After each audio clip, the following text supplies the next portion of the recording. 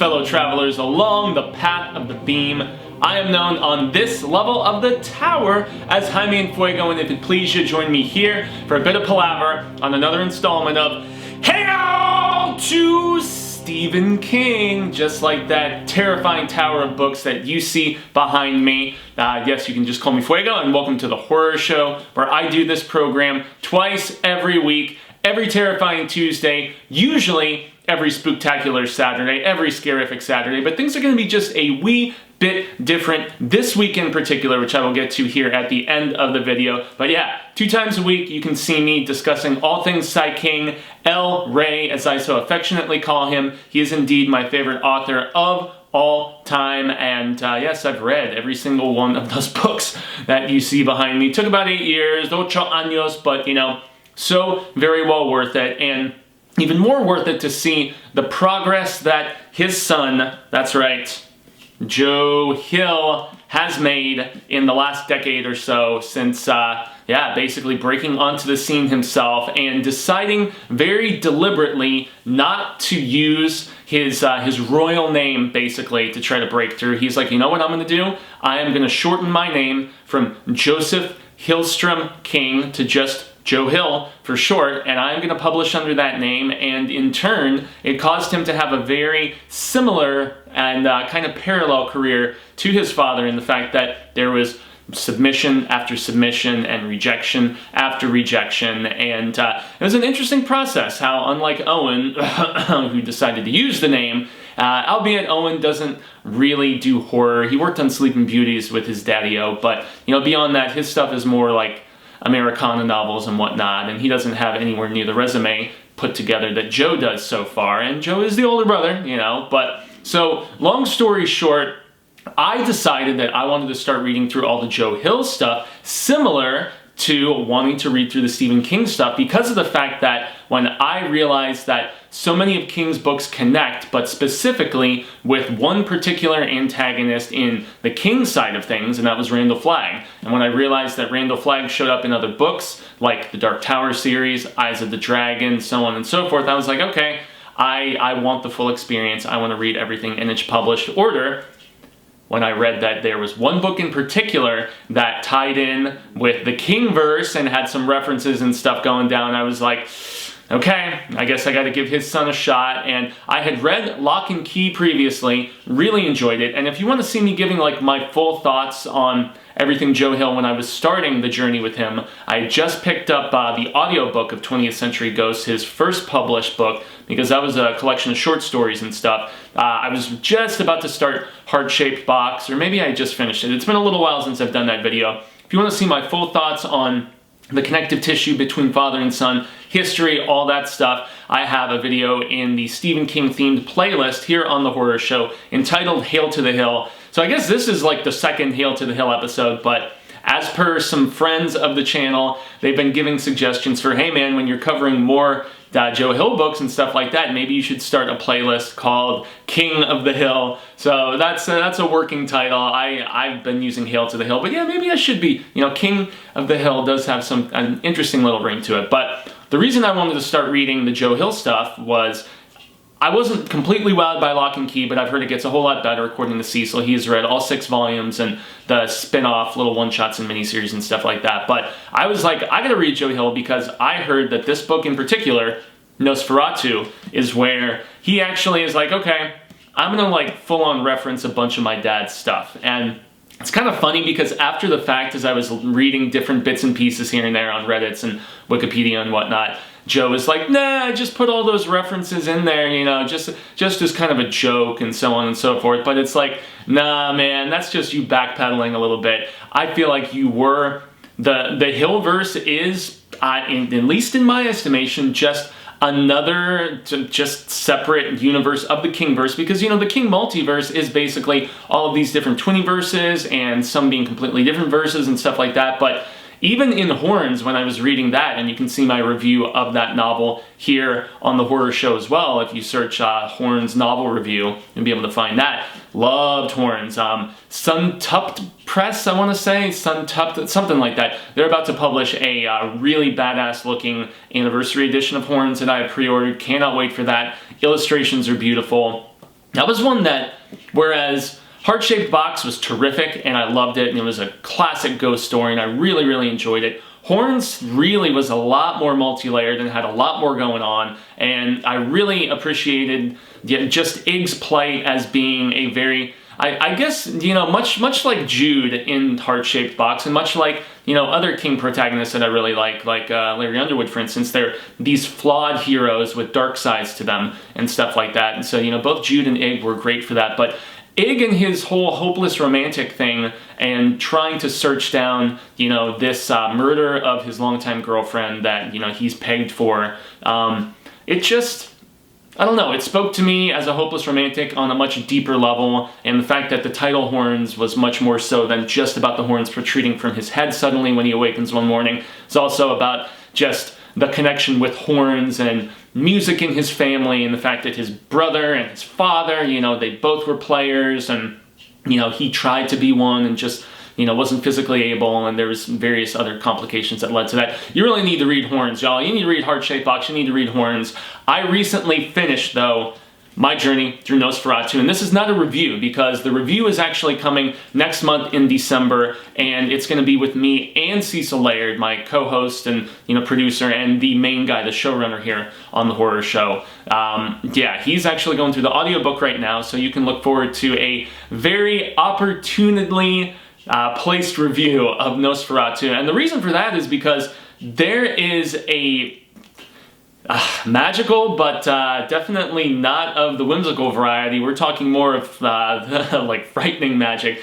There's a place called Christmasland that makes up a big chunk of what this story is about, but I digress. Basically, the reason I wanted to read Nosferatu specifically is because I read that, you know, Hill has all those references, and he puts together so many different little winks and nods and stuff. There's more Easter eggs in here than Hill can explain away by just saying, yeah, I put them in there for laughs, because there's deliberately a lot of them. In Horns, that I was meaning to get to here a moment ago, he references dairy in Horns, okay? And so that's where you're like, okay, it's at least some sort of kind of twinnyverse that the Hill world, you know, kind of resides within. And in Horns, they mention, you know, Judas Coin's, you know, music and stuff like that, him being the musician from Heart-Shaped Box. And so it's like, okay, that's cool, but Nosferatu references other Hillverse stuff. You know, it references this ghost that's tormenting Jude and his groupie girlfriend of sorts in Heart-Shaped Box, but it also references the Treehouse of the Mind, which plays a big part in Horns. It references the Lovecraft Keyhole, you know, which is, you know, like the main kind of just tie-in thing for Lock and Key and stuff, which I cannot wait, as I mentioned, to fully go through. And shout out to Jay Photos, our dude who lives here in Arizona and did all the coloring for all of the Lock and Key stuff, and also worked on, if I'm not mistaken, this right here, which, let me just make sure, yeah, colors by Jay Photos. So besides the Nosferatu novel, and boy, I am doing my damnedest to track down this very expensive deluxe edition that I believe Subterranean Press did, which is a deluxe edition place out of the UK, and they're very similar to my beloved Cemetery Dance. My heart's still with Cemetery Dance, but, you know, PS Publishing and Subterranean both do great stuff. But there's a deluxe version of Nosferatu floating around that has a deleted manuscript, deleted from the final manuscript novel, or novella, I should say. And it includes that, and it also includes this right here, which is what the aforementioned Jay Photos worked on the colors for. He had also worked on Lock and Key. But this is almost like a prequel, spin-off comic book with some amazing artwork in here by Charles Paul Wilson III. And this is a nasty, nightmarish adventure in Christmasland, which is this place that this super evil dude who drives around a 38 Benz, if I'm not mistaken, named Charles Marks. He is the main antagonist of the Nosferatu story, and he basically goes head-to-head with this girl, Victoria, who goes by Vic McQueen. Yeah, you see the Steve McQueen reference, but the whole book has lots of, like, racing just ideas and influence and things like that in it. But, you know, also the fact that, I mean, Nosferatu, it's done like a license plate, which is super, super dope. And, you know, Nosferatu the Vampire, for the uninitiated, who that could have potentially went right over their head with. But yeah, so I finished Nosferatu, and I'm about to do Wraith. You can look forward to me and Cecil doing a review of this as well, but beyond all those Hillverse connections, the purpose of this video was for me to get King-only readers to read Nosferatu, in case you just didn't have enough motivation already, for the sheer fact that it's his incredibly talented son. The apple does not fall very far from the tree in this case, and if you really just want cool King references and stuff like that, first and foremost, there's the ones that aren't direct references. They're more so just like similar inspiration. I mean, there's a Saint Bernard in this story, for God's sake, which is a particular character's pet, and so you get the Cujo reference right there. Also, the fact that this vehicle that Marx parades around in, this 38 Benz, as I mentioned, it's got some similar characteristics of just having a life of its own, which is a theme that King has explored in both Christine and in the one that I think is even a little superior, from a Buick 8. And so that's a kind of similar theme. But then also you have this character who Marx basically has similar abilities to Vic McQueen, and also another character who's very interesting in here called Maggie, who is like this older punk rock librarian of sorts in Iowa. But so all three of these characters, our villain in particular, you know, Mr. Marx, they have this uncanny ability to almost like, through the power of thought, manifest things, create portal vortex kind of things, transport to other places and stuff. And this Christmas Land place that I mentioned is where Marx basically takes these small children and he drains them of their power. So you're seeing the Pennywise reference there, the Pennywise like similarity and connection, and then there's various other, you know, King entities that have had this similar trait. But after he gets done draining them, they're almost like I can make the Phantasm comparison, where like his Tall Man's weird little droogies that he has, you know, those little troll Ewok looking dudes. It's kind of what happens to these kids. Like, you know, they become mindless, they become almost like borderline rabid, like the Brood status, you know, Cronenberg, and you know, besides being killers, like their teeth fall out and they get these little like razor blade teeth and stuff like that, almost like they're sharks or something crazy. I mean, I don't know, they get little like fish hook teeth almost, and it's pretty wild, and it's illustrated very splendidly in this because I've obviously breezed through the artwork in here already. So besides those thematic similarities, you know, with stuff that's kind of similar as far as like draining children and so on, and then also the Christine and the Cujo references and stuff like that, there are in fact direct references in here from phrases, like the fact that it's also this is the thing, it's like, do you want to say he was borrowing ideas from his father? Do you want to say he was paying homage? Or do you want to say that he was just, it's a thematic bit that's done so much in any sort of scary story for decades, centuries even, you know, I mean, all the way back to Igor. It's like, you know, you take a human person and you turn them into your little right-hand man that's doing your dirty work. And yeah, there's a character in here, without going into full-on you know, full-on review mode or anything, that kind of serves that similar purpose. And King has obviously done that with so many different characters, from the trash man, trash can man, you know, from The Stand. And there's a phrase that character utters to Flag that shows up in Nosferatu, and it made me so flippin' happy. If we're gonna do more like Flag and tying to the Tower comparisons, there's a direct mention of Midworld in here, okay? Which is why I wanted to start reading this, because I was like, oh man, if it ties in with the Tower in any way and makes any mention of that, I've got to read this particular book.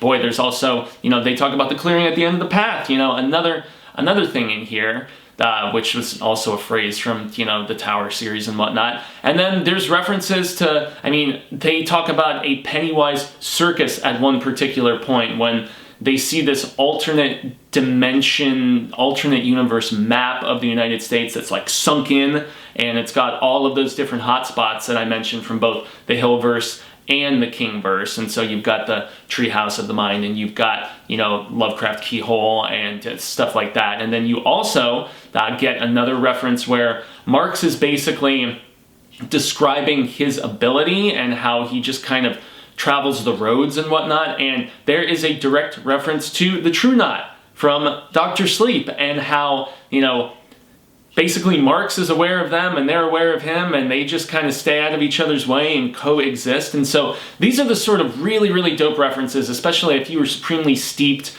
in the Stephen King verse, that it will excite you to no end. But I would really just suggest basically starting with, I mean, 20th Century Ghosts isn't really going to have any time. I'm working through that one right now, so I haven't read every story, but I know that those aren't really going to tie in with the greater King, or Hillverse, I should say, at least to the best of my knowledge, in a similar fashion, that we have direct references, like, you know, from Heart-Shaped Box and from Horns, and then, you know, going into Nosferatu here.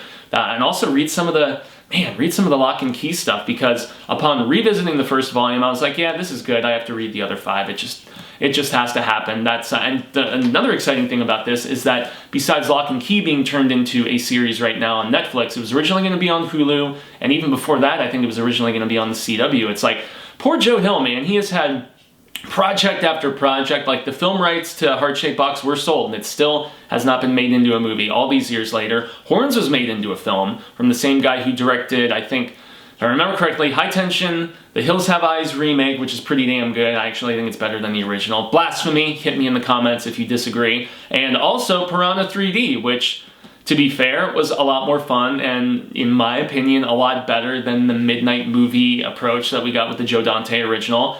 I think this guy, and I mentioned High Tension already, which is great except till the ending. But yeah, so Alexander Aja, I want to say the guy's name is, but he directed the adaptation of Horns. It's really, really good. It's not as good as the book, obviously, but I guess you could just jump right into Nosferatu. But similar to being a fan of King, and if you read stuff in published order, like, you're going to get so much more out of Nosferatu if you can catch all of those references from The Stand and from the Tower series, and some of those similarities to Christine and From a Buick 8, and the It references, and then all of those little tie-ins from, well, Dr. Sleep, which is a tremendous sequel to The Shining that, you know, Mike Flanagan is working on that adaptation for, which all of you must be as excited as me, because he did such a great job with Hill House. I know a lot of y'all, the detractors of Hill House were like, oh, and by the way, both Joe Hill and Stephen King loved Hill House, just like myself. But there's a lot of other people who are more so in, like, Cecil's camp, where they're like, yeah, it was more drama than horror, and that's not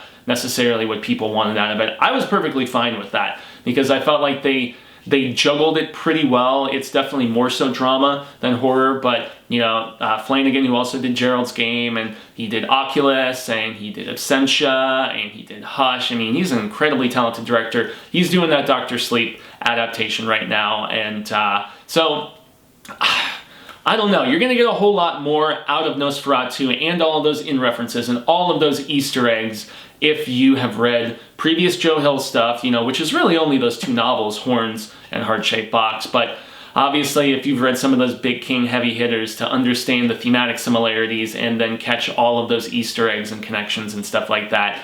But I really, really am so stoked to give this book a proper discussion with Cecil Laird, because, I mean, just the battle that this young girl goes through initially, and then she ends up growing up, Vic McQueen, and she has a son of her own, and she has to, when he falls into some peril, when Marx reemerges, they go toe-to-toe, and it's such a good book, guys. And once again, it's another flawed protagonist, just like Jude, just like Ig, and for that reason, Vic McQueen is not always a very likable character, and that makes her feel more real in a lot of ways, and it's such a damn good book. I can't wait for Cecil and I to, you know, sit down and give it its proper review and everything, but the purpose of this, obviously, was to let all of you know about the fact that it is Easter Egg City. It's incredibly connective, and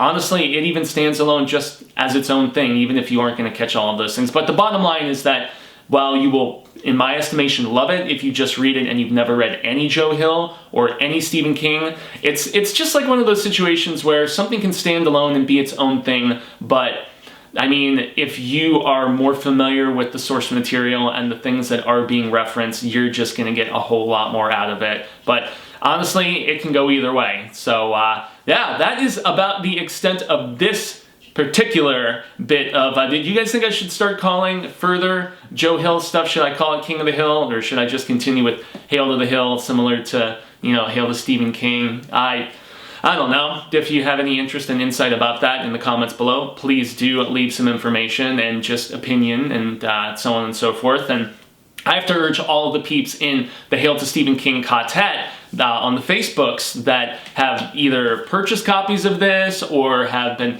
going through it currently, because once I posted a photo, I can't even claim first dibs on it, because both Jacob and Mike, my buddies from across the pond in the UK, they have been singing the praises of this book for ages and ages. Those are two of my best mates over in the Hail to Stephen King group, so shout out to both of those cats. They are awesome sauce and just have splendid taste in both, you know, the literary and the cinematic versions of horror and stuff like that. So they probably have, those two guys, a lot more insight to impart on this particular property than even I do.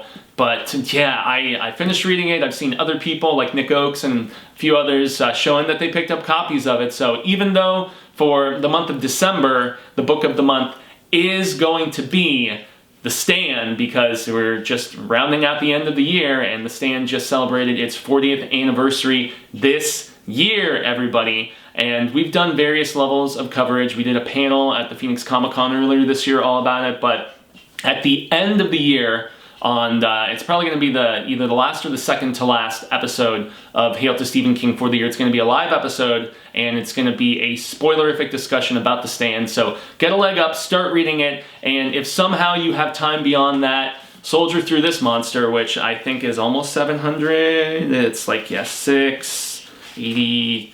Yeah, it's 686. It's almost 700 pages, but it's got some beautiful illustrations from the same guy who Joe Hill worked with on Lock and Key, and they're pretty cool. I mean, seriously, just in the inlet, I should show you guys this real quick. Like, I don't know how well you can see it, but yeah, look at, like, the face in the moon is so flippin' cool in this, and I am gonna continue soldiering on to try to find a, well, either stack some cash or track down at a reasonable price that deluxe edition of Nosferatu, because I want to read that deleted manuscript, that novella Wraith, which I guess from what I was reading is different than this, I'm guessing, or maybe this is an adaptation of it. I need to give a little bit more insight into it, but yeah, I found this used as I found this used, both of these. So, you know, scour the Amazon Marketplace and scour the eBay, save your searches, guys, and hopefully you can luck out and get a reasonably priced copy of both of these if you haven't already. But yes, Cecil and I will be heading to Christmas Land sometime in early December, I believe. And yes, at the end of December, you've got The Stand to look forward to. And this is where I have to give an update on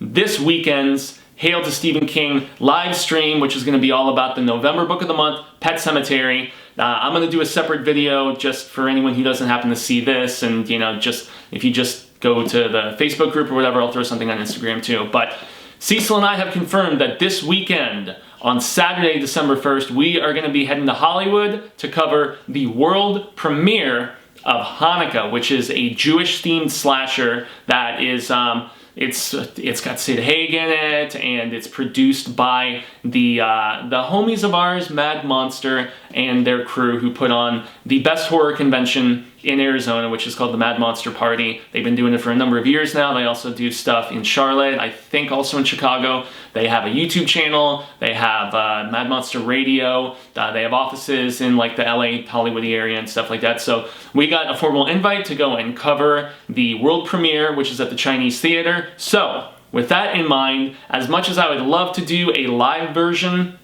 in Hollywood on Saturday, that's really not gonna make economical sense. So I am shifting the spoiler discussion for the Stephen King Book Club for Pet Sematary, which just celebrated its 35th anniversary this month, here in November. That is actually gonna be this Friday evening instead. So you can look forward to a fright-tastic Friday. I always have to come up with my silly, silly alliteration for all of this stuff. And yeah, so you can look forward to a special Hail to Stephen King episode on Friday. It's going to be a live discussion, so all of you in the month of November who checked out Pet Sematary, gave it either a listen, a read for the first time, a reread, a re-listen, whatever the hell it may be, and you really, really got to give credit to Mr. Dexter, Michael C. Hall, I believe his name is, who is he's the narrator and does such a killer job on that audiobook, which is on Audible. It's also on audiobooks.com. Scribd or Scribber or whatever, that's another service which is audiobooks, but in the Netflix format, so you pay like a base monthly and then you can listen to as many audiobooks as you want from their entire library. If you want to go for more than like a 1 book a month $15 credit with Audible or with audiobooks, if you're really ambitious and you can listen to like 3, 4, a half dozen, who knows how many audiobooks, I definitely recommend that service. I like to own my audiobooks like free and clear, and I own most of the Stephen King, and as of this point I own all of the Joe Hill ones. I actually picked up copies of The Fireman and Strange Weather around Black Friday, so now I own all of the Joe Hill stuff. I just need to finish 20th Century Ghosts, and I need to get started on The Fireman, and then after that I've got Strange Weather, which is a collection of novellas. So yes, one more time, Friday is going to be the live stream this Friday, November 30th, and it's going to be all about spoilerific Pet Sematary discussion, and then at the end of December, at the end of 2018, as we soldier into the year of 19 for Psych King, yes, you can look forward to a spoilerific discussion for anybody who wants to discuss The Stand. So, now that I am out of breath after throwing so much information at you, first off, definitely Nosferatu, amazing, and also if you can track it down, IDW, Rey. So, I have been Jaime and Fuego. You can find me on all social media sectors like Twitter, Instagram, Facebook, YouTube. New reviews coming on Infuegotainment of some films like, you know, Creed 2, Ralph Breaks the Internet, or Ralph Wrecks the Internet, whatever the hell it's called. There's also going to be a early screening of Aquaman that Cecil and I have and are very excited to be scoping out. I'm not sure if that's going to be on Infuegotainment or on the horror show. I guess we'll have to discuss that a little further with James Wan's connection, but we have an early screening for that almost a week before it comes out, so pretty exciting there. And yes, so the month of December is going to be very, very busy for us despite the holidays, but that's why you need to make sure that you have subscribed here to the horror show, that you've hit the bell that you see here on the YouTube page so that you get all of the notifications about any of the 2, sometimes 3 episodes a day that we do on the horror show, from trailer reactions to film reviews. Cecil and I are going really hard here at the end of the year trying to catch up on a bunch of stuff. I just watched The Domestics the other day, which I really enjoyed. There's going to be a review for that going up soon. We just put up our review of Cam, which you can see right now as of this filming. Boy, we also did Truth or Dare. It's going to be, which it sucked. Cecil thought it was okay. He actually bought it, for God's sake. But yeah, so it's going to be a very busy weekend and a very busy December, so stick with us, and we greatly appreciate it. We are not the best horror YouTube channel, but we'd like to consider ourselves the most prolific, although I have to always give a shout out to Jason Smith from Sinister Cinema, because he's a gangster with all that content he puts together just by himself. So, until the Wheel of Ka comes around once more, I say hasta luego, sin amigos, constant readers and viewers across the globe. I hope that it is sooner rather than later, and until we can have that palaver, say thank you, and remember, stay scared. And in this case, read Stephen King's son, Joe Hill, especially Nosferatu. You're gonna love it, I guarantee it.